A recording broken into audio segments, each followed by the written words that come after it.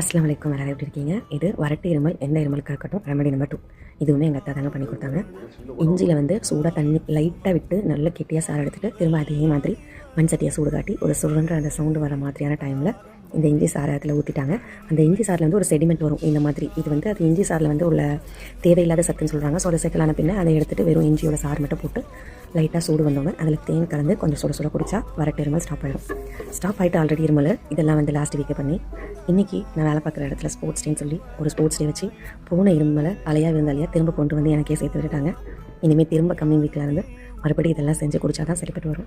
Actually நான் பார்த்திங்கன்னா சரியான ஒரு சோம்பேறி. வாய்ஸ்லாம் கூட சேஞ்ச் ஆகிட்டு அந்த ஸ்போர்ட்ஸ் டேனால். நான் என்னோட throughout the lifetime ஸ்கூலெலாம் எந்த ஸ்போர்ட்ஸ்லையும் காம்படிஷன் பண்ணதே கிடையாது.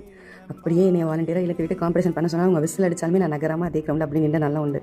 ஸ்போர்ட்ஸ் ப்ராக்டிஸ்க்கும் எனக்கும் ரொம்ப தூரம். ஆனால் இப்போ வேறு வழியே கிடையாது. விதி வலியதுன்னு நினச்சிட்டு போக வேண்டியது தான்.